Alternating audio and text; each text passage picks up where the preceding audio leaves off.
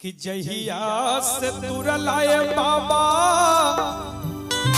और जिंदगी के डोरिया हो, कि जहिया से तुरलाए बाबा और जिंदगी के डोरिया हो, घरवा भइले सुना सान हो, घरवा भइले सुना सान हो। जहिया से तुरलाए बाबा जिंदगी के डोरिया हो, जहिया से तुरलाए बाबा जिंदगी के डोरिया हो, घरवा भइले सुना सान हो, घरवा भइले सुना सान हो।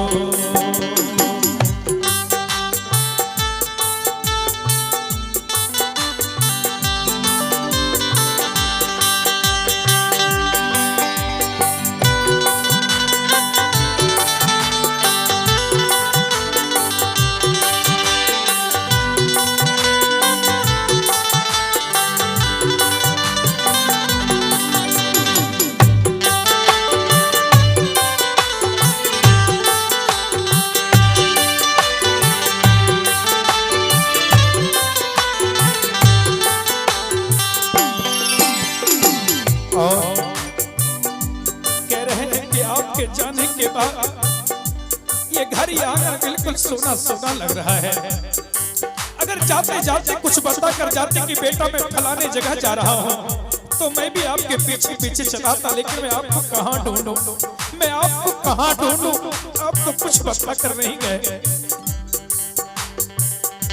नैया के डोरी तोड़ी चल गई चुपे चोरी, कवनी नगरिया कौने गाँव हो।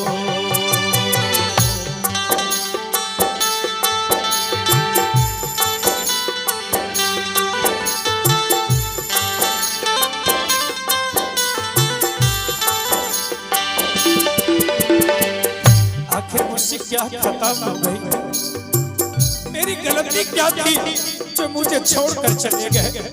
ये प्रीत की डोरी को आप तोड़कर चले गए बाबूजी। नैया के डोरी तोड़ी चल गई चुपे चोरी, कवनी नगरिया कौने गाँव हो। खोजिले मन में वन में धाई धाई घर आंगन में, धरती आकाश से ठावे ठाव हो। देखे न पाता गैला कहवा न पाता भैला, देखे न पाता गैला कहवा न पाता भैला, अहो गैला काहे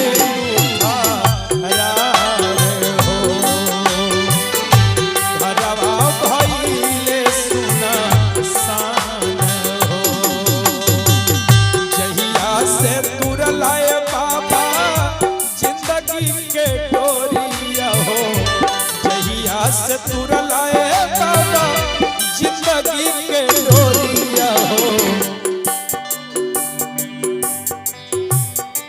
जहिया से तुरलाए बाबा जिंदगी के डोरिया हो, घरवा भइले सुना सान हो,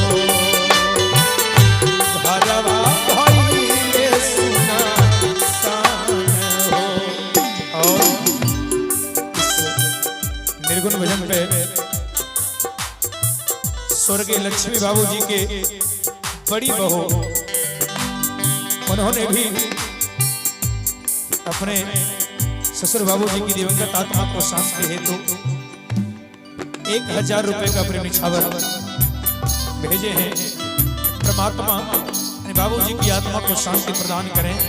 बोली सच्चे दरबार की, बोली सच्चे दरबार की जय जय।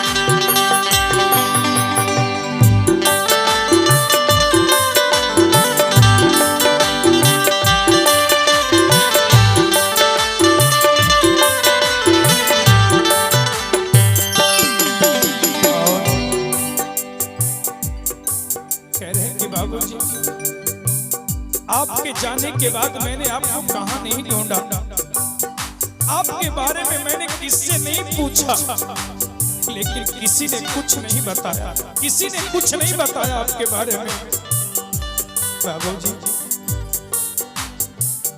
सूरजिया चना से बदरी पवना से पूछी ले गईलू कौने खोहा हो।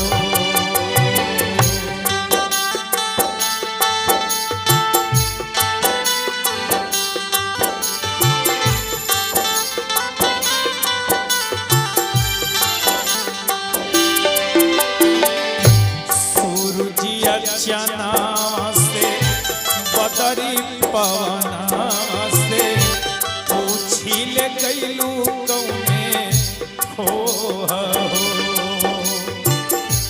तलवा तलैयन से पूछनी तरैयन से केहू न देता कौनो जो हो। अपने तलान ही गईला लमहर सगरवा के, अपने तलान ही गईला लमहर सगरवा के, हमारा के छोड़िए पार हो, हमारा के छोड़िए पार हो। जहिया से तुरलाए बाबा जिंदगी के डोरिया हो, जहिया से तुरलाए बाबा जिंदगी के डोरिया हो। घरवा भइले सुना सान हो, घरवा भइले सुना सान हो, घरवा भइले सुना सान हो, घरवा भइले